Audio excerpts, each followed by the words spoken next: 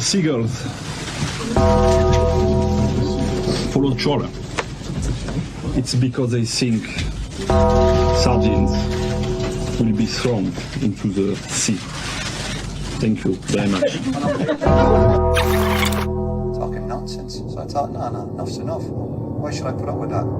Talking nonsense. So I thought, no, enough's enough. Why should I put up with that? Don't bite then, double then. Don't bite then, double then.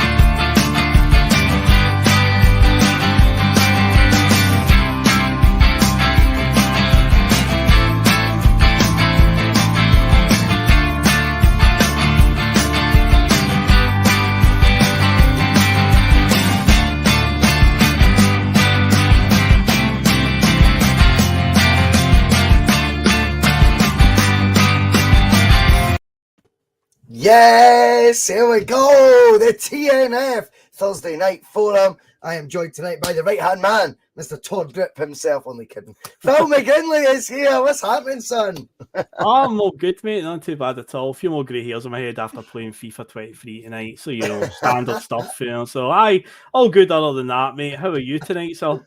I'm good, man. I'm good. We are waiting on the arrival of the Buzz's very own Tyson Fury. He's retired that many times, but he keeps coming back. David Logue. Hopefully he'll be with us very soon.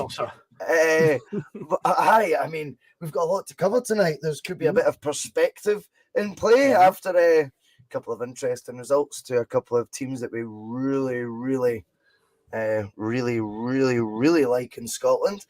Couldn't think of two better sides to be on the wrong side of some cuffings. But we will also be handing the keys over, because this is what we do on the T.N.F. We hand the keys over to the passengers. We get you guys involved. We'll be taking your points. We've got a couple of talking points to kick us off. A couple of angles I want to go down, Phil McGinley, with your good self, and hopefully David Logue. And then we will come to you guys for the second half of the show. Get your points in, get your questions in. The best ones that we read, we will discuss.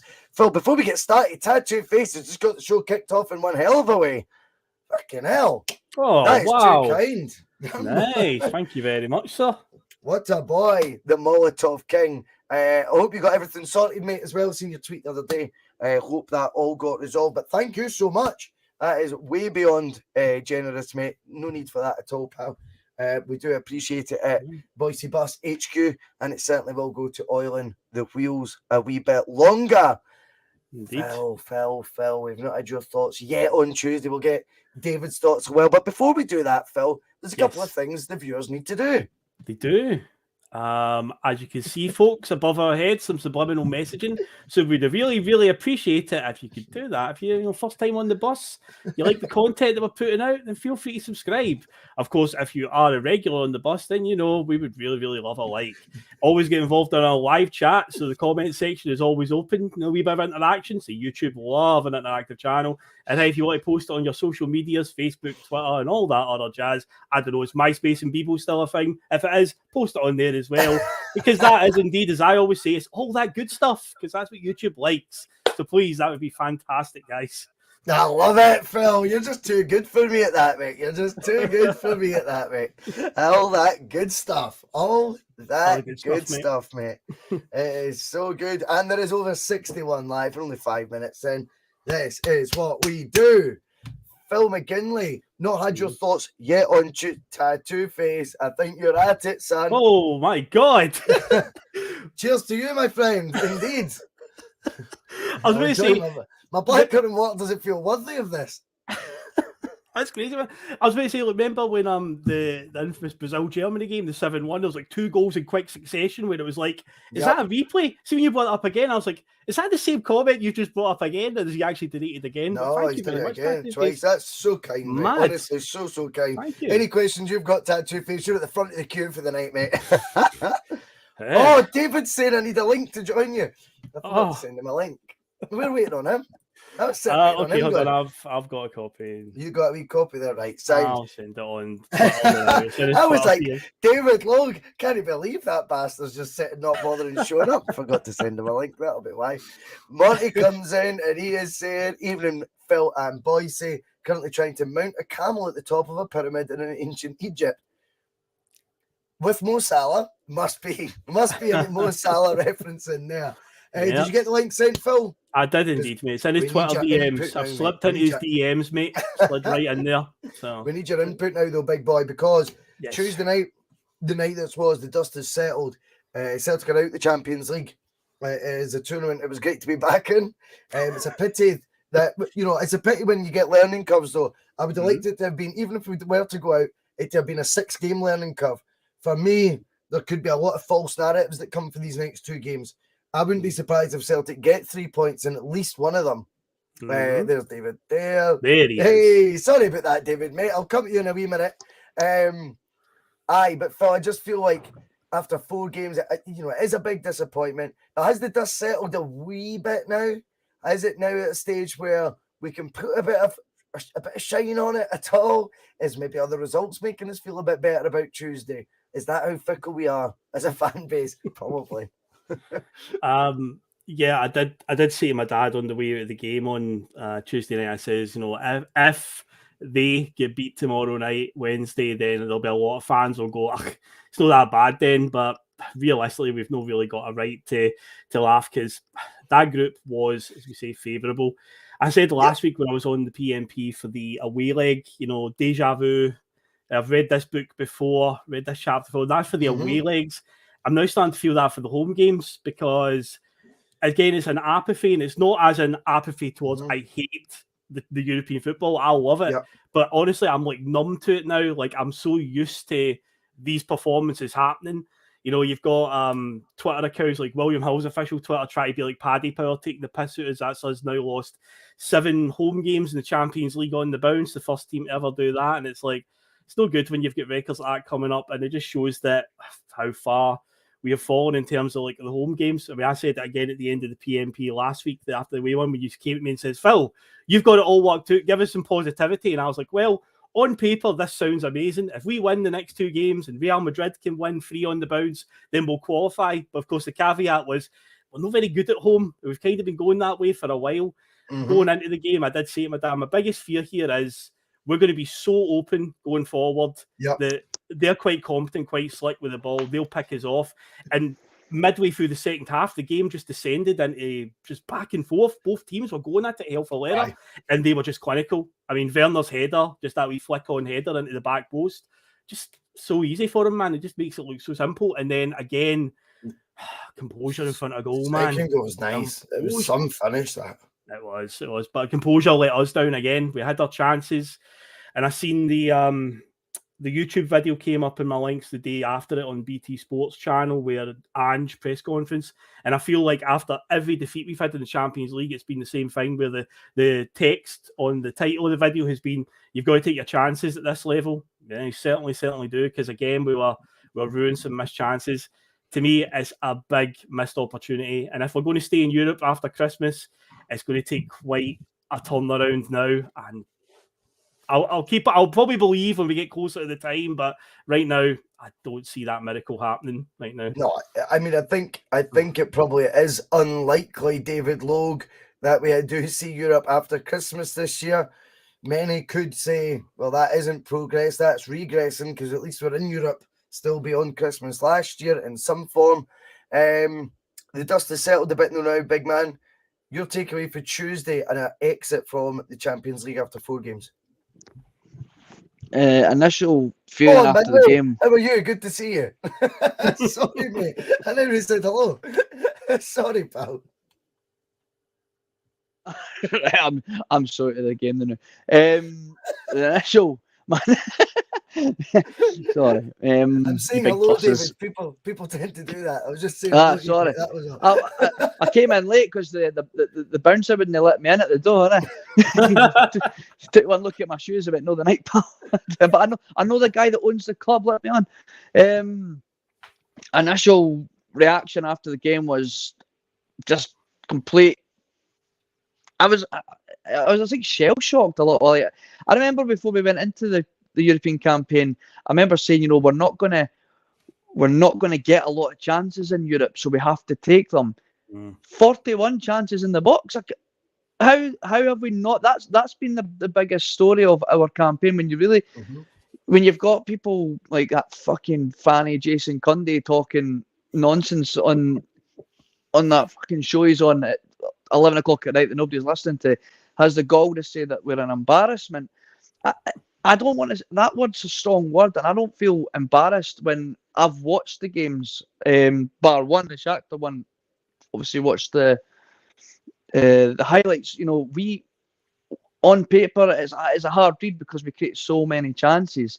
It's the hardest part. The hardest thing to read is that we didn't take them, and that's what I took away from that game last night. It was just complete more disappointment that was. We are the creators of our own downfall in this campaign. This hasn't been a Rangers campaign where they've been battered 4-0 for Napoli. Was it 4-0 for Napoli, 7-1 for Liverpool, 4-0 for Ajax? They got battered playing a really defensive style of football. The way that they didn't really make much of and I'm sure their fans would agree, they didn't really make much fists of it apart from that 20-minute spell last night. We really went toe to toe with these teams, and we've just come out with a bloody nose. Because we didn't land enough punches of our own. We made enough space to get a few jabs in there, but we just didn't bloody anybody's noses, and that's the most I just feel really disappointed. Aye. We just didn't take our chances, and that's the biggest difference at this level.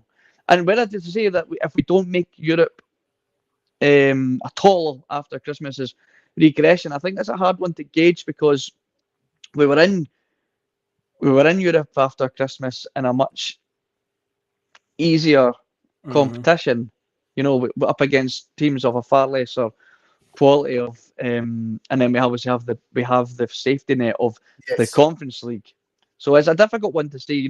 It's disappointing that we might not be in Europe after Christmas, but to say regression is a hard one because of how we all know the big jump in the Champions League. Well, this is it though, David. The jump to the Champions League was undeniably. We spoke about it all summer.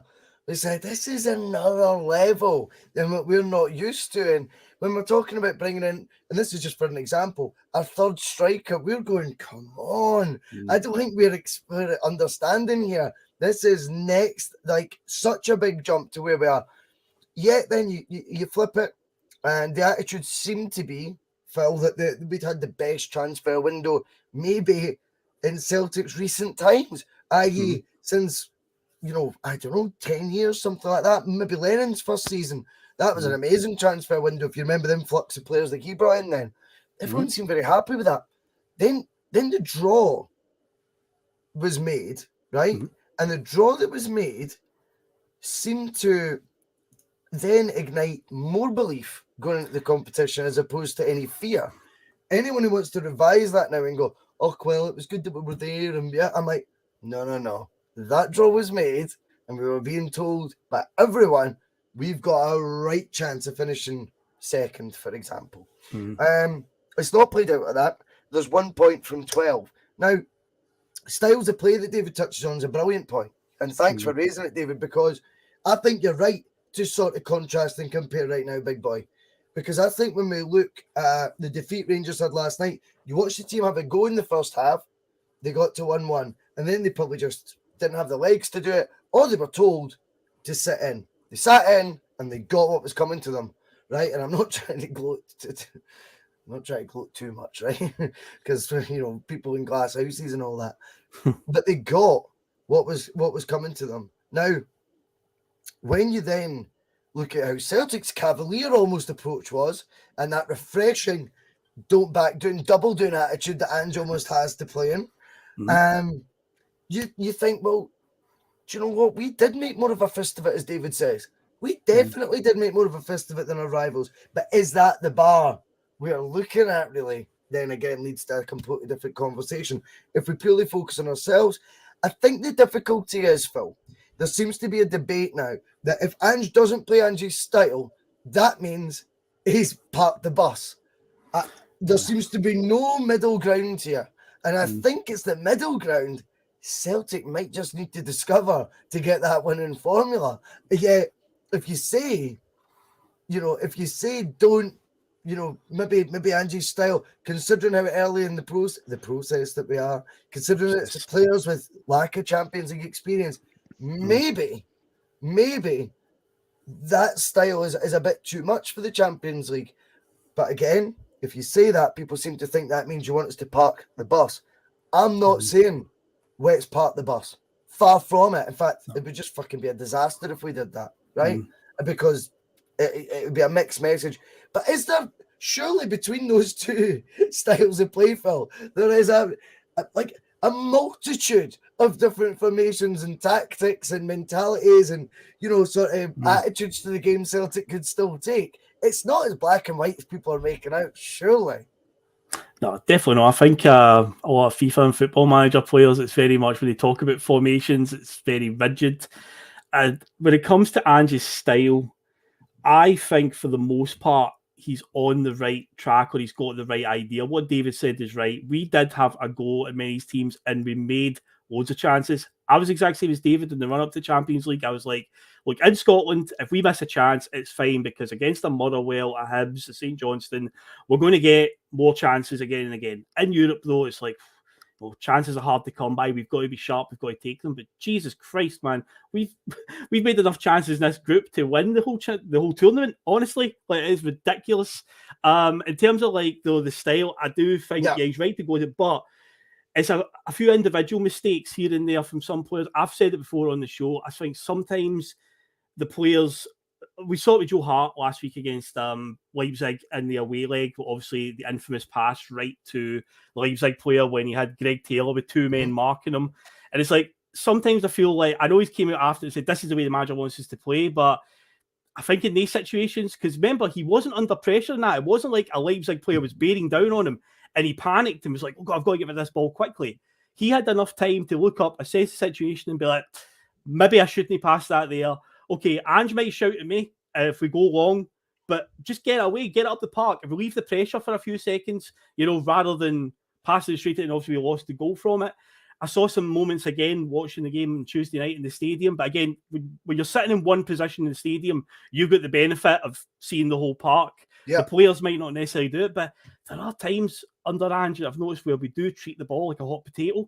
There was a counter-attack we had, but I think it might have still been 0-0 at the time. That, Phil. That's a brilliant point. Kyogo was breaking through the middle, and I know Maeda had a bit of a shocker again, but Maeda had actually made a good run around the fullback to his left-hand side, but Kyogo never even looked in that direction. Instead, basically got the ball and tried to ping a long ball out to James Forrest, who is regressing in pace and was never ever going to catch it. It's like, see if you just took a touch and just assessed what was around you, you would have seen Maeda had made a good run in behind the fullback, and it's like, things like that can be our downfall. Just a wee bit more composure, Phil, I'm going to come in the back of that because some brilliant points raised, and I think Monty's kind of echoing it here. He says we need to be more relaxed in the ball. That comes from playing at this level more regularly. I'm going to explain, though, my thoughts on this, right? Now, in modern football, particularly a club like Celtic, which, whether we like it or not, in terms of Champions League stuff, we're almost now a provincial club, you could say. I know that's a horrible way of describing it, but we're not regular competitors at that level. We've proven that, right? Even when we had an opportunity to qualify for it, and we'll get to that later. But when you talk about playing at this level more regularly, what does that mean? Does that mean we're going to keep the core of the squad together for the next 2 or 3 years? Because I ain't ever seen that at Celtic.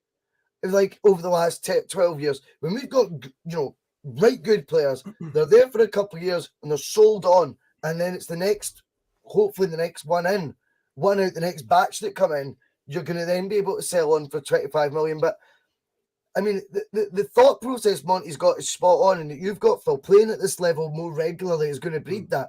But David, how long do we really get a chance to keep these guys together?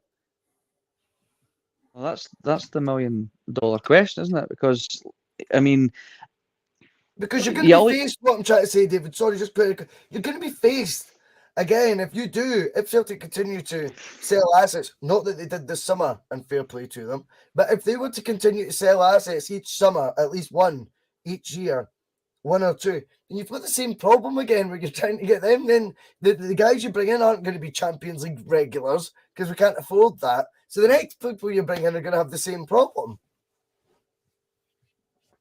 Yeah, so the thing is, we've got a handful of players that you could, and we debated all summer there that Fjoranovic was going to be the one that got sold, and I was pretty confident for the whole summer that we wouldn't sell an asset. Yep. And I was actually surprised I was actually right. I was actually surprised at that, to be honest. I was kind of so gritted teeth that I didn't think we were going to sell any assets. I'm not as confident going into next summer. I think we'll get through January, but I'm not sure because we've got the likes of Matt O'Reilly that's been here 5 minutes and he's already got Liverpool apparently watching him and a whole bunch of massive clubs down south. He's going to be a really difficult one to keep a hold of. So we have to. I think we might sell one and use, and hopefully, if Ange's still going to be here, which I think he will be, use that to then, like a guy like O'Reilly, you're hoping to be 20 odd million. I'd like to think so. If that's the kind of, with the length of contract, blah blah blah blah, use that money to then invest on players to strengthen in the areas that we need to strengthen. Perhaps a striker that can finish in European football. This is the thing when you look at the likes of even if you cast your eyes over to the other side of the city, there is a reason why they did eventually win the title and got to a European final. When you look at their squad, it very rarely changed over a 3-4 year period. And when you look at the likes of Liverpool, and yes, and we can also look at Rangers now and say, well, it's starting now. They're at that end of that cycle, and you can see that they're struggling in areas, and there's players out of contract and blah blah blah. Yes, and look at that Liverpool side. They've been together for 4 or 5 years. Klopp's built over a 7-year period. It took a while, which I want to go back to later on in conversation, by the way. But they started dominating European football and dominating the Premier League, and they would win a lot more if it wasn't the fact that Man City are ridiculous, so good, right? But now you can see you've got an aging captain, an aging midfield, you've got an aging Virgil van Dijk. They haven't invested properly. You can see they're struggling this year. Yeah. But the key to their success over those last years was they kept a core group of players together, and that's continuity. I believe that is the biggest key to success if we want to have a real good crack at European football. Whether we can, and which you were discussing on post-match press, was can we sell that to the players that we have? We've royally fucked it this year. We're going to have to just deal with playing the likes of our St Mirren's and Ross Counties and all these amazing grounds. But we'll get to go again next year. Is that enough to keep that core group of players? That's the real question. I think that's so valid, David. I think it's so valid. Now, we are going to go into the second half of the show in about 6-7 minutes and start taking everyone's points. Before we do that, I've got one more I want to make, and this has been a bugbear of mine now for a while, and it's easy for it to look like Boyce's got it in for Ange. This isn't actually about Ange, really, to be fair. I actually like the fact he does the football, he plays the football that he plays. I like the style of it. I like the bravery of it. It's actually on Celtic that by the time it's came around in our chapters of, our next chapter in our history, that Postecoglou's era becomes reality. When Postecoglou comes in the door, Celtic at that point had had 12 years prior to that, Phil. 12 fucking years. And they've qualified, 3 times, maybe 4, if you're lucky. And at no point built on any success. At no point dismantled it when we got to even some sort of getting to any sort of ceiling. Dismantled it, went back to, just went back to the tiles, climbed back up again to a ceiling that's not even particularly high.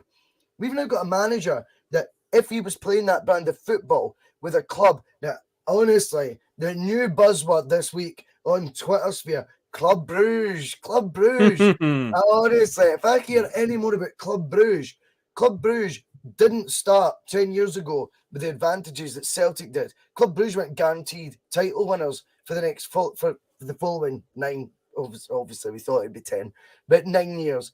Club Bruges definitely didn't start with a 60,000 stadium, 50,000 season tickets year on year. They didn't start with our European history, our prestige, our reputation, our ability to attract players. If it was us against Club Bruges 10 years ago to sign I don't know, for example, a Beram Kyle, he picked Celtic every time, right? Do you know what I mean? When you were competing in the similar markets. So how have they been able to pull away? Because they did the essentials. And that was when it comes to qualify for the Champions League, they backed the manager. That is what they did. The board got, obviously, ambitious, and the club went together forward. That hasn't happened at Celtic. You have had Brendan Rodgers wanting to continue to go forward. You've got a board putting the brakes on that because the spending is out of control. No, spending goes up when your turnover goes up. Anyone that looks at that with half a brain cell will see that's just completely normal. And if you have this continued Champions League success, those players' values go up. And then the selling them on, you get more money for, etc. It all works, right? You then had the incredible decision of bringing back Neil Lennon. Remember before all this as well, Ronnie Dyler brought in to be assistant manager and then promoted to manager because Roy Keane turned it down. Like, this is all insane. This has all happened, right? And all of these fuck-ups, all of these mistakes have led to us getting Postecoglou coming into a team where he should have been able to do this style of football and we would have given the Champions League a fucking fright. That is the truth. Because that football we're seeing that has given sort of tiny wee frights to and sort of in parts, we've at times we've caused Leipzig trouble at home. At times it looked like that was the most dominating away performance we've seen in the Champions League. That first half against Real Madrid, you start looking at these wee bits and you go, imagine that. Had Celtic been the machine they should have been when they had all the tools to do so in front of them, no competition around them, if Postecoglou comes in then, Phil, it's the perfect fit. And that I despair with, because if he's been on the radar for a while, how frustrating is it that when he does come on board, it's when we were, by the way, you need to bring in 13 players, you've got till fucking midnight to do it. You know what I mean? It's just nonsense. And yes, he's been there 15 months now, and it frustrates me when everyone harks back to that when we're just talking about maybe the most recent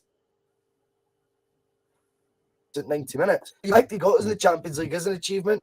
I like the fact that he plays the football he does. I am bitter though, and that's where it comes down to. I am bitter at the fact Postecoglou doesn't have the tools at his disposal to be able to play the football he wants to play, to be able to get it there. And it might sound like going over old ground, someone saying, but it's a bone of contention for me, and I think it's been highlighted, Phil, because of this Club Bruges example we keep seeing right now. 5 years, if you just keep playing there, then you get there. We should have already been there. That's my whole point. Do you know what I mean? I think it can go back as well to something that we said multiple times on this show during the summer there, where we seemed to we were getting business done pretty quickly, and then it seemed to come to a grinding halt. Remember, there was a point, and you raised it many times, where we seemed to just kind of, I think it was like Aaron Moy and Jens signed together, and then there was a good gap before we basically went in and got, was it Abelgard and on the last day, essentially. Abelgard on the last day. But there was so many weeks there where it was like, we don't have any qualifiers to worry about. Don't have any of that on the agenda. You know, you got the impression that Ange was a manager that wants everything in place because he keeps saying he's a training ground manager. We remember the video when he first joined the mic'd up session that everybody loves. I fucking loved it. It was amazing. Yep. And you just got that impression that this is why the guy is a bit, you know, when it comes to the press, you can tell that he can't really be bothered talking to them at times because he just wants to be in the training ground. So the whole impression that you got was we'll get all of our business done by the time the league starts. We won't even need to go into the transfer window at the end of the, or go into the market as the window's closing. But yeah, there was like a point where we just seemed to stagnate in the market, and it's like we've got so much opportunity. And of course, as you and Mark both said, it'll be a reactionary move. And of course, once Rangers qualified for the Champions League, even though in the end they didn't spend anything, which took many of us by surprise, that was when we moved and got Abelgard, and who else did we signed? Another person in the last couple of days, didn't we? Hacksaw. Haksabanovic and Abelgard both Hacksaw. came for Rubin Kazan right at the end. But that's the thing. There were two players coming from Russia, but that market was a kind of easy pickings market. Yeah, the whole and summer. evidently Abelgard's not even fit to really start at the moment. I mean, obviously the situation out in Russia is some players suspended their contracts, haven't been playing that much out there, so it's like you're bringing in a player that's not played too often. So it does feel like we had plenty of opportunity during our summer. I mean, the minute we won the league on the 11th of May 2022, we knew we're going into the Champions League automatically. So the business should have just started then and there. We could have had it all done by the end of June, you know, all in place, ready to go. But it just feels like we took our foot off the gas a wee bit in the summer and didn't quite give Ange everything he's needed. And as we've also seen, you said a minute ago, Russell, about you said about this is seen as the best transfer window ever. All it takes is a few injuries. Starfelt's been out for a while. McGregor's going to be out for a while. Just a few injuries in that team. And some of the players that are coming in just don't look the standard that we need. No. Phil, I think you raised some brilliant points there. And the thing is as well, David, right? See, there was legitimate calls getting made by plenty in the comments board, plenty on Twitter for McCarthy to start the midweek. That's not been a great transfer window if that's a realistic call. Well, fans are thinking that's a realistic call. That's unfair almost on Ange Postecoglou as well, because that ain't a guy that he's really wanting to be getting involved. And I loved his contribution at the weekend. Loved it. But James McCarthy isn't an Ange player, right? He's not a guy that Ange is particularly wanting to play at any given time. And yet, the option seems so refined now. He was coming to the fore and some of the names getting made. I think sometimes it's great getting numbers in, but at any point this summer, did I think we brought in a player that improves a position? The one I'm now convinced, having seen him under that level of pressure, but playing with the fridge, was Moritz Jens. I think he is a complete success story. I think he was like that performance to me went, right, there's his level. Right, he can do this. I've seen him having wobbly moments, but I think that's because he's not meant to be the leader. It's if you play with CCV, he makes you better. And I thought Jens was excellent. And I also like Hacksaw on the ball at this level. But again, you're right, Phil. Why did Hacksaw come in so late? But anyway, we're digressing a wee bit. The other thing, David, I wanted to talk about before we go to all the comments from the viewers, and Tattoo Face, you'll be number one in the comments, don't you worry. We look at the results that have happened, and I think that's generally put a spring in half the Celtic fans' steps again, probably including mine, to be honest, has been watching them get cuffed 7-1 at Ibrox. Hearts getting beat 5-1 tonight. But this is a league. This is a domestic competition. We play in and we celebrate trebles in, right? Now, obviously we do, because it's the domestic league, there's nothing wrong with that. But is it the be-all and end-all, David? Or is there a reason why in the summer I started saying, my eyes have kind of gone, see now the 10 in a row is done. I kind of think like it's a watershed moment. Now, league titles will come if you're making progress in Europe. But I think it's time to really start prioritising Europe, David. We are in competition in League Cups, Scottish Cups, and the League with Motherwell, who went out to Sligo Rovers, right? Dundee United, who got beat 9-0 away, I think it was, by AZ Alkmaar. Where Rangers are on 7-0, sorry. I don't know where I got 9 for. We beat them 9-0. I'm just exaggerating now. Oh, we beat them 9-0. We beat them 9-0, yeah. That's just where get I that get right from. That's where I get 7-0 by AZ Alkmaar. Rangers have been beaten 7-1 and on course for the worst Champions League performance in history. We've got 1 point from 12, right enough. But then you've got Hearts getting spanked left, right, and centre about their group. This is what these teams do in elevated competitions. Yet it's the be-all and end-all for some.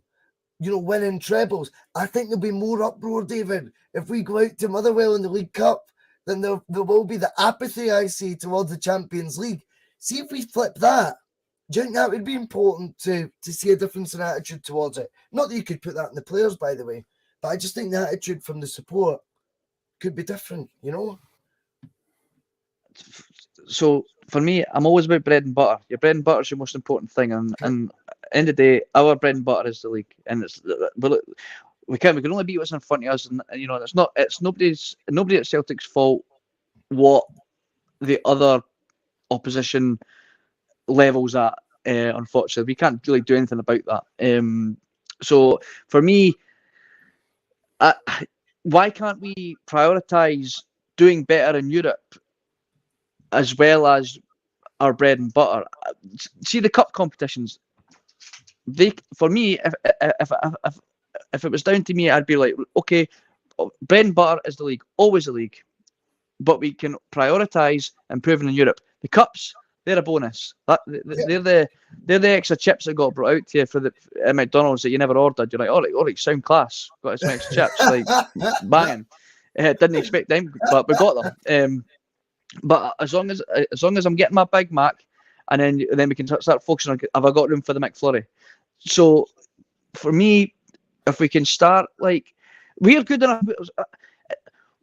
We're Glasgow Celtic. We should be able to. The league should take care of itself if we are performing at the levels that we expect that we should. Aye. But for European football, yes, I want us to. I don't want it to be a case. But it's good that we're there. It's good that we're there. We're getting that extra 40 million. Well, we don't get to do anything with that 40 million as fans. And we certainly don't see it really getting splashed about the pitch. No. And buying £30 million players for obvious reasons. So, to answer your question, I do want us to start. I do want us to prioritise Europe, but I don't want to sacrifice our bread and butter for it, because unfortunately, Russell, we are in the real world that we live in. That Champions League trophy, because of the landscape that football finds itself in now, is a pipe dream. Europa League, however, which was shown to us last year by our rivals, it's not a pipe dream. It's not a pipe dream, and I would like to see us. I would love to see us get third place and get a run at, and almost get a second chance to right some wrongs of our European season this year, because I do think we've improved massively since that Bodo Glimt game. I can't remember who it was that said in the bus. It might even be yourself, Russell. That we, or maybe it was somebody else on Twitter. So apologies if it wasn't. Apologies if it wasn't you. I think we have leaps and bounds a much better side than we were against that Bodo Glimt game, and I think we'd turn them over now. I'm rambling now, so I'm going to let Phil jump in here. Aye, no, you're fine. The thing is, Phil, like, my point is, I just feel right now we're still in this mad that it's almost like fucking, like the blinkers are on. Like, just open your eyes. There's so much more to this level of football. Like, these teams are, look what they do when they play anyone even remotely above the level. They get scalped about Europe, yet we come ahead of them, or we put them out a semi-final, or we beat them in a final, and it's legendary stuff. Yes, you can only beat what's in front of you domestically, and of course I want us to win every trophy. But I just think right now there is an apathy towards Europe amongst sport, and also a level of greatness getting tagged to guys that are beating teams that get knocked out by Sligo Rovers, get humped 7-0 by mid-table Dutch teams. They get humped 7-1 by a 9th place Liverpool right now.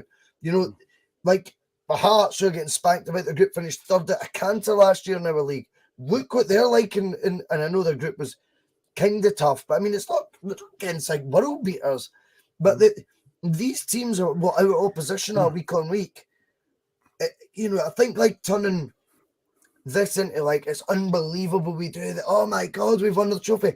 I would like to think we'd finish above these teams. I'd like to think we would win tournaments we were against these diddies, because they're all shite. You know what I mean? I think that I want to turn my focus onto going into Europe and getting a bit of belief back there. And I think that's what would, like I was saying on the radio show, that would tickle my balls, That's what I fancy. I fancy playing in Europe and actually going ahead first. And I know it can't happen overnight. I appreciate that. But I also get frustrated too when I'm saying if this manager's as good as what we all think he is, why have we got £30 million in the bank? Why is he signing 2 free transfers in the last week of the deadline window? And then we announce our books 2 weeks later, there's £30 million cash reserve, including overdrafts. Remember, the product's meant to be on the pitch, not in the balance sheets. See, my feeling's always been if you've got a squad that can compete at a decent level in Europe, then the Scottish Premiership takes care of itself.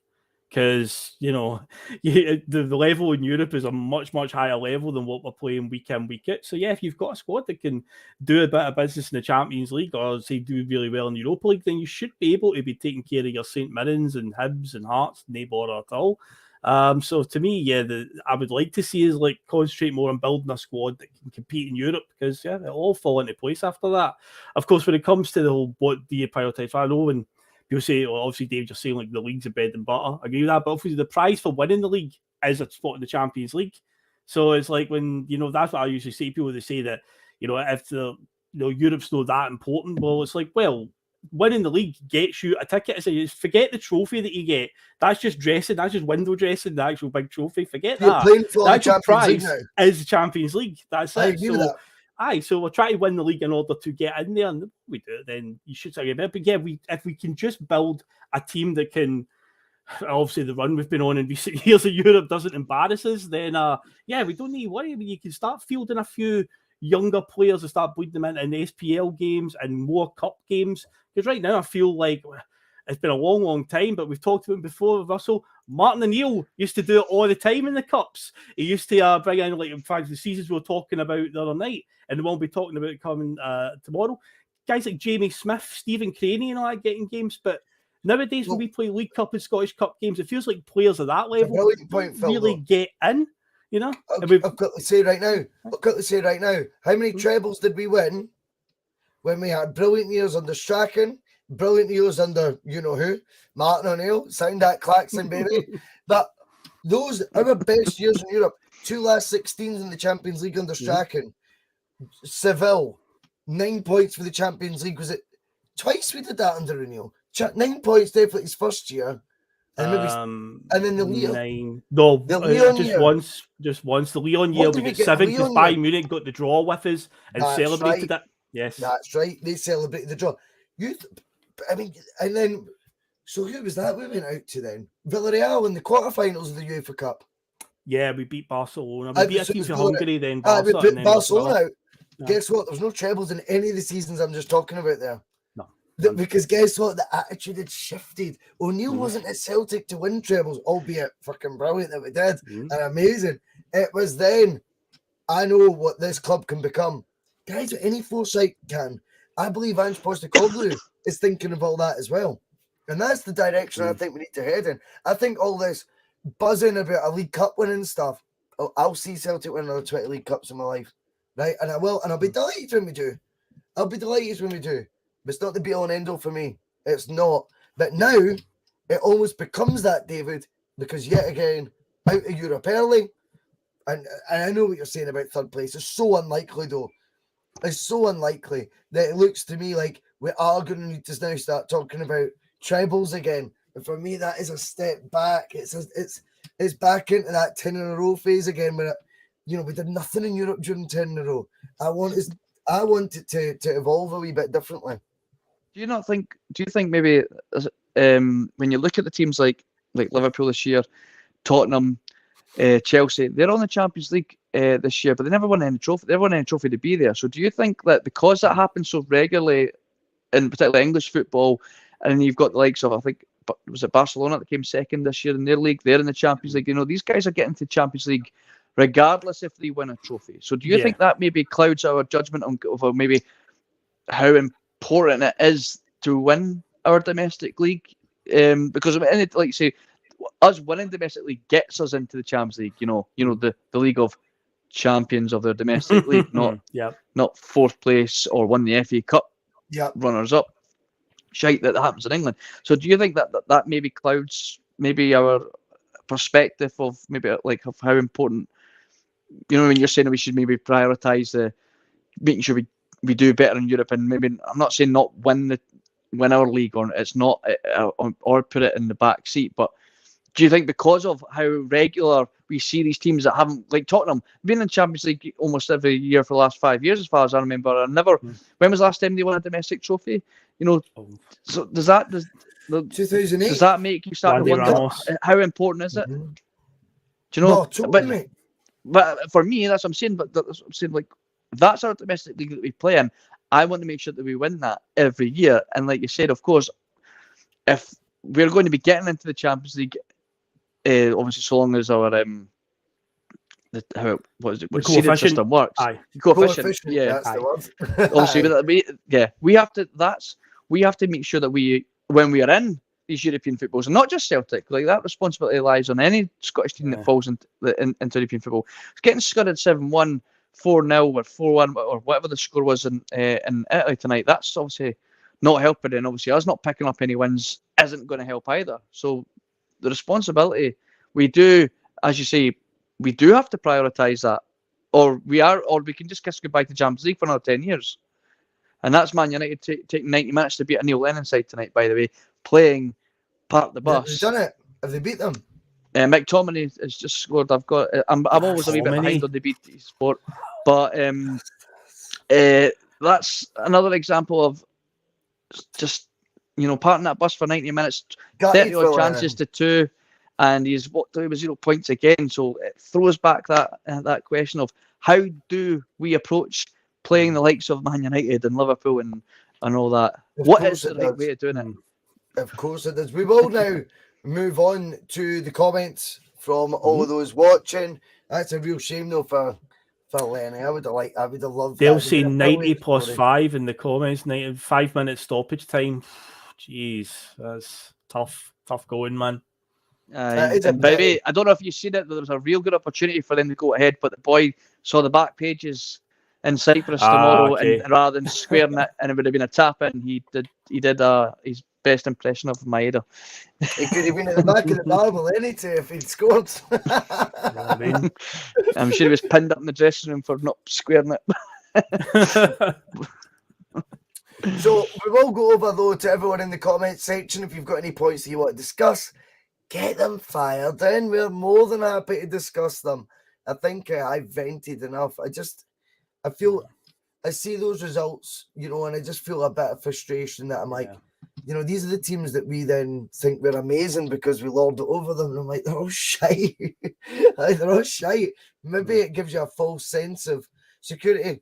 And then when you start consoling yourself with, well, we only got beat 2-0 and you got beat 7-1, I start thinking, wow, these conversations have changed. You know what I mean? If you know, I don't think there's any sort of kudos that I would give for 1 point out of 12 normally, but and say, oh, you know, we've beat you 1-0 in the points accumulated competition now. You know, it's like, fucking hell, what is happening? I've been genuinely stunned at just how bad the Scottish teams have performed this year in Europe. I know maybe I shouldn't, maybe I'm being naive, but genuinely, I forgot about the Motherwell Sligo Rovers one. I completely forgot you'd mentioned that earlier. I was like, me too. Fuck, that's right. So they did. It's like a really bad. I mean, amazingly though, but at this stage, though, the only Scottish team that's won a game is Hearts. Out of the 3 teams that are still in Europe, Hearts are the only team that have won a game so far. Polymorphous comes in, Phil. We will kick off the forum. I know we've ran a wee bit over with the talking points, so we can run over a wee bit over time-wise, if everyone's up for that. You know, if we go to 10:15, you know. No, we do what we want on this bus, mate. We do, mate. We drive it till it's the late night bus now. Polymorphous though comes in. He says he doesn't think we're that far off the standard to compete. We're in most of the games this year. This is the bit I don't get. There's still 2 to play, mine.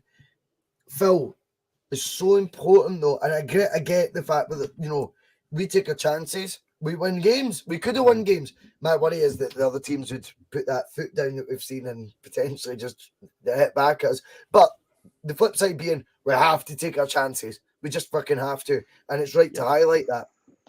Still 2 to play, mind though, Phil. Can we allow these last 2 games to cloud what has been a European campaign. We exited the competition, we entered after 4. That's my worry. We put in 2 brilliant performances. We end up getting a point or something at the Bernabeu, right? We end up getting a point there, and we beat Shakhtar at home. Before you know it, we got 5 points. We finished 4th, but we've left with a bit of pride. Those 2 games, I'm sorry, don't come with the weight or the weight of expectation or the pressure that the 4 games prior to it did that we got 1 point from. And I worry that these last couple of games could mask it a wee bit.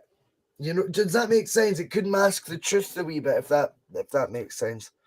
I'll be intrigued to see how Ange approaches it, because I'm thinking back to the Bodo Glimt game in February where we lost 3-1 in the first leg, and he was quite bullish after the game, where the press were like, it's effectively over into Ange, and he was like, no, we've still got a chance. That's what he was basically saying. And then we went out there, and he fielded a very weak side. He was basically waving the white flag of surrender before kickoff. As soon as you saw that lineup, you're like, tough one, that. Now, obviously, these last 2 games, the realist in most of us, probably in Ange as well, saying it's going to be pretty hard. By the way, don't be surprised. Just a wee quick segue. The most Celtic thing that can possibly happen is we beat Shakhtar, we get a point in the Bernabeu, but Shakhtar beat Leipzig anyway, and we still go out. That's the most Celtic thing that can probably happen, because you know what our luck is like. But I will be interested though to see his starting lineups in these 2 games. How does he treat it? Does he go in with the attitude that we're effectively out here, or will he go full strength? I mean, I think he should be going for it anyway, regardless. I think we just go. We need to try and finish on a positive. We've got to. You know, just to get something out of this to at least show that we can compete at this level. If he goes in with a defeatist attitude, then we will end up on 1 point for the full group at this rate. David, we all are, a lot of people are talking about learning curves, which we're all for, of course. I would have preferred it to have been a 6-game learning curve. So if we finish bottom of the group after the 6 games, but we'd say we'd put on consistently these performances we've seen so far, I would say there is stuff to take away from that, albeit I'd be fucking raging at the time we finish bottom, because I'm just competitive that way. With these 2 games in mind, though, you're obviously agreeing with Phil. We've got to go full throttle at these, though. But is there a case where there isn't the reality of the same pressures and the same weight of expectation on these games? That's where I'm coming from in this. Now, I'm not... Maybe you think that it will still be just as worthwhile an exercise, but my hunch is that Kyogo's header, for example, if this is Shakhtar next week, goes in, my hunch is that these Greg Taylor takes his shot or Aaron Moy takes his shot instead of cuts it back. Just a gut feeling. I think something about these last 2 games, by all means, go out and fucking win them and play your full strength team, because it could be it could be another 5 years to win this competition, God forbid. But if we are in it, you've got to be in it to win these points. 100%. I get that. Going back quickly to what when we were discussing about the Bodo Glimt game and how Ange approached that, I think it just goes back to my point of our bread and butter. That our bread and butter last season was we must win the league, but for the Champions League money and obviously being that competition. That's why I think he kind of down-tooled a little bit on that game, if I'm being honest. Whereas how he approaches these games, there's still a chance of Europe after football. And I think he's confident in his side that we have now. I don't think he was fully confident in the side that he had back then. To go out full throttle against Bodo Glimt in those conditions and then be able to get a result back domestically. I'm completely speculating there, but that's just the way my mind was working back then. But yeah, I'm in full agreement with Phil. I do think Ange will go for it. I think he should go for it, because a slim chance, yes, but it's still a chance. Still a chance. Yep, Shakhtar. We played Shakhtar off the park, away from home, from what I saw, and I agree with that. Again, didn't take our chances. I almost feel like it's been a bit of stage fright for the boys, if I'm being honest.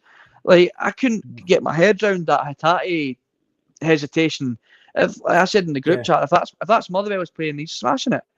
And I think the reply I got, I think, was from my wide old dad, was saying, but it's not Motherwell. But it's still it's still the same size net, and it's still a goalkeeper. And just take the shot. Why is he hesitating? I don't understand. There was no logical reason not to take the shot other than complete stage fright. That's the only logical explanation for me, anyway. That didn't happen. So the learning curve that we keep going on about is becoming to fall on deaf ears if we aren't actually learning anything. You know, you can sit somebody so down true. in front and show them the equations and say this is where you went wrong. But if they're just going to keep looking at you like that and not taking anything in, then it's completely pointless. So I'd like to think that the learning curve here for them is just fucking be brave and take the chance. Forget who it is that you're playing. Forget that it's, and I know it's difficult, obviously, you know, it's Real Madrid and it's a much higher, even Shakhtar's a much higher opposition to what we're used to. But believe in the team's ability. We've created 41 fucking chances in the box over 4 games. Aye. Just be brave and take the chance. And I think he will. 56 shots on goal as well, eh? It's mental. It's madness. It's absolutely fucking madness. If You'd you'd have said took to that. me, You'd have took that before the group. listen, you're going to get 56 chances over 4 games, by the way. 56 What shots j- on goal. You're like, I fucking don't hell, we're going to win the understand. whole thing. We're going to win the Champions League this year.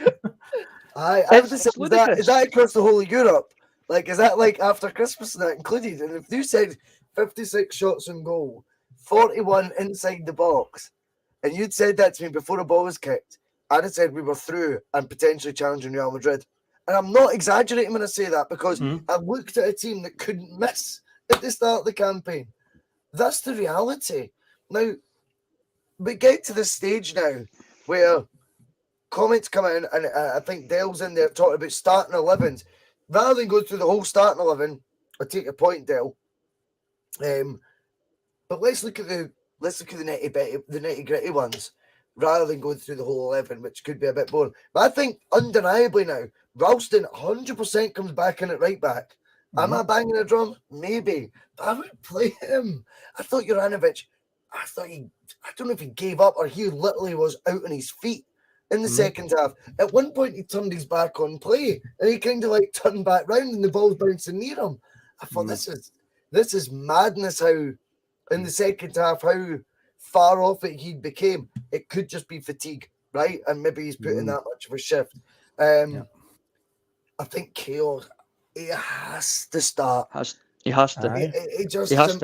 It has to start. Now, that's not, the chaos campaign, Phil's been on this bus for day one. But it's now beyond the realms of, I'm going to quickly just say this before. People will quickly point to, look at his missed chances. Never a footballer. He started 2 games, I think, this season. He came on, remember, against Real Madrid after 4 minutes. I think he started 2 games this season. He is getting judged on either coming on as a sub for 50 minutes, and it's like, well, funny he's made, or he's been involved in as many chances as Kyogo. But when you're just on the pitch and you're trying to get a feel of it, it's a lot harder than when you're in the midst of the game. He's not getting those chances. You know, he's not getting it. When he comes on against Real Madrid after 4 minutes, it's still an unexpected thing, mate. And what a display he puts in. I think Chaos Giakoumakis has earned his stripes at Celtic, big style. Would I be opposed to starting the both of them? I think we've said that enough on this bus. But definitely, if Ange isn't going to change, right? The one up top, see for whatever reason, and folk might not like it, but Ange has made his mind up on that. He's not open to it, which, in my opinion, is a slight on him in a wee bit, if I'm being honest. Because I think a manager should always be open to changing, adapting, evolving. That's a brilliant manager, you know. But anyway, that's a sideshow. It's going to be one or the other. It's got to be chaos, Phil. I would definitely give him a go again last week. You know, it's because of him that we won that game last week. You know, the story that when St. Johnstone equalised, he looked at the goal mouth at the other end, just thought, I'm going to score here. And lo and behold, he was in the right place at the right time. The other night, obviously, you know, you said it quite rightly on the PMP about the chance that he originally looked like he'd missed. But yeah, when I hadn't seen the replay, but when I watched it the next day, I was like, oh, you're right, by the way, VAR could have had a look at it. It looks like he definitely gets his arm pulled. So I don't think people Don't get me starting VAR. Sorry. I don't think people I can know, hold I him to know, I account know. about, because you're right, there are people still saying, oh, he snatches at shots like Kyogo does as well. But that one, you do look at it again and you're like, hold on a minute. His arm does get pulled as he's going for that there. So I don't think you can really blame him for it. I think it's worth starting him. I mean, the next game after that is the cup game against Motherwell. So if he doesn't start either of those two games against Hibs or in the cup game against Motherwell, then something is seriously wrong. Because Well, I think expect you've then got a player looking to get out, Phil. it could be, yeah, oh, definitely. I mean, what was he got to do? Remember when he came on against Kilmarnock and he scored an overhead kick? Like madness, and he did it in the end of the season as well against Motherwell. He just goes for mad stuff like that all the time. I mean, I've said it before when we're talking about the ideal sort of like front line for Celtic, and I'm saying like, when you've got players that are too similar, I think it offsets the balance. You need something that's a bit different. And I feel like our forward line, while it's very fluid in terms of players that can play in multiple positions, that's all well and good. That can bamboozle teams in real time when you can get guys switching wings. Jota goes to that side, Maeda to the other one.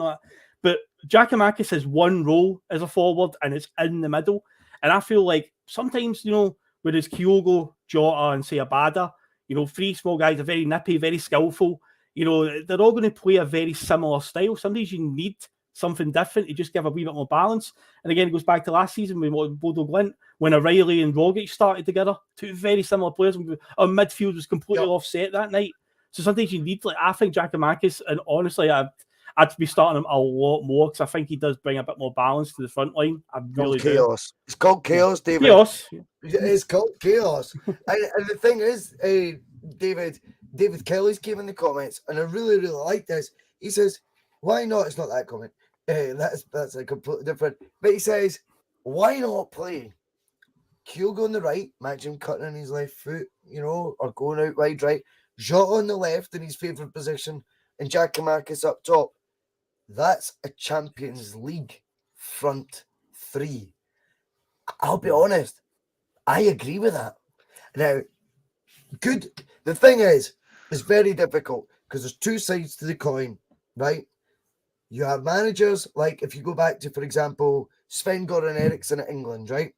And he had to try and square the circle of getting Lampard, Scholes, Gerrard into two midfield positions, i.e., one was going to have to play left mid when it should have been Alan Thompson, right? Yeah. One had to play left mid, though, because they didn't have really an elite, apparently, left mid, although we had one that was English. But anyway, that's not the point. The point is, three players for two positions. He had to find a way to get them in, and that backfired on him spectacularly. So Ange isn't making that mistake of playing players out of position. But by God, could he trial it? Because it might just work. Because if there's one other rule, this is the other side of the coin, David, good players can play with good players. Watch any interview by Exposed to go, good players always can play with good players. They're three of our best.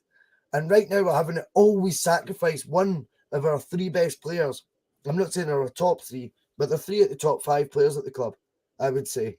And we always have to have one or the other in the most important position, and that is putting the ball in the picture, I think it is time. I think it is time to see something like David Kelly's suggestion and getting Kyogo and GG in. Maybe our front two won't happen, David. Yeah. But somehow or other. I wouldn't be opposed to playing Kyogo in the 10 because he fucking finds himself in that position more often than he's up front sometimes. He played Haxel there midweek. Because you can play, I could see GG up front. I can see Jota on the left, with Kyogo just sitting behind on the 10, and you've got that big lad, and then you've got Haxel, out on the right. Or maybe Abada, because this is the thing. If only we'd asked the question about a certain Jordan Larson, because this is Ange's problem here. Is he's only got two strikers. Someone else has commented it. Jordan Larson. Someone else has mentioned Jordan Larson as well. Yeah, so you're not sorry. Not even. I've only said Jordan Larson because that was the name that was getting chucked around. But like we should have been looking at because if. Right now we have two strikers that necessarily aren't on firing on full cylinders. And to be honest, I'm in full agreement. I love Kyogo and I've been pushing for Kyogo as my main striker. However, it's become more and more difficult lately it's been easier to concede the fact that I think GG should start. And Gigi has, or Chaos, he's suffering from basically not getting a run of games started, because look what happened last year. The only reason Chaos was getting to start so many games last year is because it forced Ange's hand to start him every week with Kyogo being off. And look at the and then look what happened. He gets in a run of form. He's full of confidence. He's a confident guy anyway. He obviously believes in his own ability, and fucking fair play to him, because he didn't just talk the talk, he walked the walk as well. So I think if you did, Ange does have to maybe, if he has to pick one or the other, drop Kyogo for a few games and allow Chaos to get up and running and get firing. My only thing is, before we on you go. Just my only thing that I always go back to when I'm having this debate in my head is I feel Chaos can change a game. I don't know if Kyogo can change. I don't know if Kyogo has that impact to change a game. Now I know that's maybe controversial, because obviously what he did in the League Cup final. In the cup final, because he's got a bit of magic out of him. But I always just feel a little bit more confident that Chaos would create a bigger impact off the bench than Kyogo would. And that's maybe why Ange does it. Because Ange's plan is to blow away a team in the first 45 minutes. Kyogo hat-trick, win 9-0. And if it's not working, then we've got that unbelievable striker off the bench that will cause chaos and will grab a 95th minute winner when it looks like it's all lost. I don't know if Kyogo is, especially when we're playing domestic leagues, domestic games when teams are sitting back and they're and doing the St. Mirren gig. Kyogo can't seem to. I don't think Kyogo has that off the bench. Personally, don't throw shit at me if you disagree. Who cares?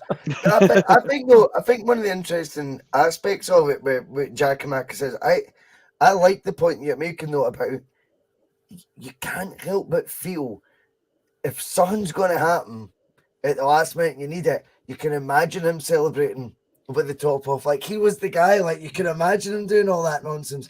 But I also think, David, the point you made about last season's form was very, very insightful, because guess what? His goals to starts record's unbelievable. The reason for this being, give him a fucking run in the team. Watch what he can do. Now, all that changed over the summer was Kyogo got fit. Yep. All that happened between January and the summer was Giacomakis, chaos, if you will, winning his league title. Now, I'm not saying he did it single-handedly, but what a role he played in that league title win. It is frightening. He must have went in the summer going, I've got every right to say I'm number one. Every right to say I'm number one for this. But it's not even like they've been like Ikes, do you know what I mean? And jostling for it. It's Kyogo till I die, mate. And I'm sorry, there's plenty of comments coming in as well suggesting it. There is a bit of stubbornness there, because I think there's a body of evidence now to say, Giacomakis, start the fucker, give him the run that you would afford the benefit to Kyogo of. Give that to Giacomakis now. Europe's done, right? And Giacomakis didn't start a Champions League game. He started the Madrid game, did he not? Did he not start the Madrid game? Fourth minute, he came on as a sub. No, he started. He started because Kyogo got injured in the Rangers game, and he came on 4 minutes game. Sub in that game. Oh shit! Kyogo got injured there, Leon. Remember, and then Giacomakis came on. Look what he ran that. And he ran that boy ragged. He ran that Madrid centre back ragged. It was military. He ran ragged, and then at halftime they brought on Rudiger, and Rudiger gave him nothing. Like Ancelotti recognised that problem right away. I know nothing. I'm away. See you later. You're spot on. You're spot on. But your point's still valid. You just got the games mixed up. That's all. Aye. But anyway, the fact of the matter is, though, when it comes to Giacomakis, when it comes to starts, Phil, he's definitely not getting his fair crack of the whip. It is undeniably, you're fit, that one plays, you'll be on the bench 9 times out of 10, right? And I don't think it's fair, the run of games that he's getting right now. When you consider what David says, and you look at when he did get a run of starts, and he was the only dog, not the top dog, the only dog. Look what he did. I mean, now it has to be this weekend. It's a home game. I'm glad Dale brought up the point about the starting 11, but that is the one I'm looking at now going, that's fucking undeniable. It's staring you in the face. If he doesn't start this weekend, I think you're entering a territory where you could have an unhappy player in your hands. And I think that players don't even see in the modern day, they don't even show as much patience as Giakoumakis has. His love for the cause has been undeniable, but then eventually, if continually you're overlooked despite form, but because of favour, and that eventually will become a sticking point for Giakoumakis. He's only human. Do you know what I mean? Well, he's not quite only human, but you know what I mean. He's the Greek god of that team. But my concern is, it's quite obvious, and a few people have said in the chat, it's been mentioned on shows, but obviously Kyogo's been a bit out of form, as many of our forwards have been in recent weeks. I think a run for Giakoumakis, getting a few starts and maybe bagging a few goals is probably good for Kyogo, because then he sees it and is like, oh, I've got some competition, because competition is a good thing. Too many fans get hung up on the whole, again, going back to the Jordan Larson thing that we and many other Celtic podcasts were pushing like crazy during the summer, because Jordan Larson's a free transfer. His dad's a Celtic legend. He's a good striker in his own right. He's available for nothing. We could do a third striker. Oh, but you know what? Where do you fit him in and stuff like that? Oh, I'm just going to have an unhappy player there if he's not getting a game. That's the manager's thing to deal with. But competition, if you bring another player in like that, it would lift everybody else's game around him. And I think it would do Kyogo the world of good if he sees, because one thing you don't want, we're talking about competition, well, there's another C word I can think of, complacency. You don't want complacency sitting and see if a player is out of form and they're still starting pretty much every week, then they know their place is safe and they start to get a bit more like, I know I'm not going to get dropped anyway. You don't want that to start setting in, because that is when problems things will start to come off the tracks badly. So I think to give Giakoumakis a wee run, if he can get a few goals, suddenly Kyogo will be like, I've got to find my shooting boots really quickly here. So I'm very much in favour of Giakoumakis getting a run here. Very much. By the way, Phil, does it not often? Have you ever thought of this? Giakoumakis comes on, and the creative midfielders that you would be used to seeing are part of that triple swap. So often when Giakoumakis is playing, he's not playing with Celtic's best 11. Do you know what I mean? Like, it's not like he's not got a Tati buzzing about minute 1, O'Reilly buzzing out minute 1, all fresh, delivering balls to him. He rarely gets that, mate. That's like, wow, what a treat. He tends to be coming on when it's, pre-season friendly subs getting made by Ange, the triple swap, as it were. The glaring one, boys, on Tuesday night that many fans have highlighted is, obviously, again, I'm not going to try and start a pile on the night, but obviously we know Maeda didn't have a good game, right? Haksabanovic was having a good game. Haksabanovic is naturally a winger. So you put Haksabanovic out of Maeda, especially, and take Maeda off in those triple subs, and Tumble can come on and replace Maeda by playing in the middle. Haksabanovic got right, but no, Haksabanovic got taken off. Maeda stayed on. So, yeah, I know what you mean. Giakoumakis seems to always be in that little crop. So when he's coming on, it's no the best around him, the best it could absolutely be. So the supply might be a bit off as well. That substitution through the week, I think, is the glaring one that many people are pointing out. The Haksabanovic taking him off, because he was doing pretty well by all accounts. We will wait for one more talking point, and then we will call it a night. So if anyone's got any in fact, Tattoo Face, come on, give us a new talking point, mate. Give us a new talking point. You deserve it. Tattoo Face being the most generous Boys to Bus for you. I think before you arrived, David, he donated £40. I saw And then he donated you a fiver. He donated you a fiver though after as well. He says the Conor McGregor lookalike can get a fiver. I get that all the time, man. I was not roused in it. If only I was as loaded as these guys. But if it's hard. If the Tattoo Face is watching them, they'll do fucking nothing. Bring out the red panties.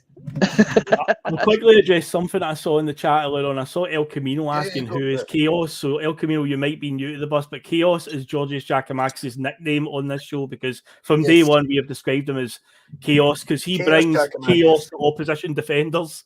So that is who he is. Better get that copyrighted before everybody else starts copying it. Oh yeah, that was a topic on another show this week. Yeah, apparently. Aye. What were people suggesting? Were people suggesting other folk were calling him Hacksaw? Yeah, Like, I've seen other pods like calling Hags Factory Hacksaw. I think you need to get that copyrighted now. All right, okay, fair enough. I didn't know that was a thing, but okay. Cease and desist. Cease and desist. Simon Jordan's going to bust in with a writ. Boise tells the cease and desist. Simon Jordan's on my side. He is on my side. Wait now. What they're talking about? Not the other lot. Yeah, the please packet of crisps, the vanilla ice cream. Yeah, the wee fella in that are talking about. Somebody in their live comments had said that, and I was like, well, right, I'm pretty sure. They were saying it. I was no, like, no. Okay, I've never heard anybody on that show say it, to be fair. Right, Tattoo Face, get your point. Hold on, Brown. Brian Warrior will have that point. He's got. Pardon us, everyone in the comments, while we just waffle away about other things. David, did you get Minder to cut Russell's fringe with one of his shots? Oh, that's funny. Oh, that's a sick burn. Hey, I'm happy. Tattoo Face wants to come on the bus sometime. I think we could sort that. Phil, we'd made a decision, if not tonight, but the weekend shows in particular. If there's a post-match pitch the weekend, if someone a week wants to get in touch with me or Phil, you know, on Twitter, or David, but David's busy as fuck, so you might not see it. But if you want to get in touch with me or Phil, and you do want to come on, you know, not even on the show, but you just want to have a wee banter with us after it, yeah, guess what? We'll not stick $12.99 on the end of it. You'll be fine. There's no ticket price or that. But if you want to dive on, I can just send you a wee link to it. And once we're finished, just jump on. We'll have a beer. I'm up for doing that with anyone who watches the bus, because that's what we're all about. And it is the right thing. One more question coming in. Dels, I want to be on the channel. I want to be in the channel when I'm older. Dels asked about 14 questions tonight. Let's go. Last question, as he says, end of show. Does Ange need to adapt and not be as stubborn? David Loeb. Right, this is the one where I'm going to sound like I'm being the one that's, you might say, is trusting it blindly and everything, but I want to take it. We've used Liverpool a lot in recent discussions because of like when it came to like injuries and stuff, and like, remember when we lost all the hamstring injuries? Well, that happened in Klopp's first season and stuff. Do you know what also happened in Klopp's first season? They finished 8th, right? They finished 8th. Did he just rip up the Klopp book and go, fuck that, I'm not doing that again? No, he stuck at it. He stuck with the same formation. He adapted his. He brought in the players that he wanted. The second season, they finished 4th. They finished 4th. All right, okay, but in the realms of they spent 200 million. They came 4th. I'm joking. Right? I'm joking. The season after that, they improved again. Still playing Klopp's system. They finished 4th again. It took them 5 seasons to win that league, playing Klopp's system. Now, Liverpool could have went, listen, Klopp, you've spent fucking how much, and this isn't working. Was it considered stubborn, or was it considered just trusting the process? And then let's remember, Liverpool hadn't won a league title in how many years? So for me, I feel like, and as somebody mentioned in earlier, I can't remember what it was, we're not that far off it in competing. Fine margins, just not taking our chances. The way we played football in those 4 games, yes, we left with a bloody nose, but it was fine margins for me, and I feel like we just got to keep trusting the process. Okay? Oh, that's fighting talk right here. He said it. We need a trust the process klaxon as well, along with the Martin O'Neill klaxon. Listen, I've got no issue with. The thing is, we all do kind of trust the process. We all kind of do trust the process. It's just at times, for the example, the debate we've all just had, and we all agree about Jack Marcus, you go, well, fucking help your own process and play the best striker right now. Of course, I'm going to be frustrated with some of the decision making, but I still feel like we're on the right track. It's just going, and just tweak it a little bit, mate. Like, but we still believe in the process. I mean, it got us a league title back at the first goal. We're back in Champions League. We get a real crack at blah blah blah blah blah. But if it's not working right now, There's no reason why you can't try the other players that you brought in.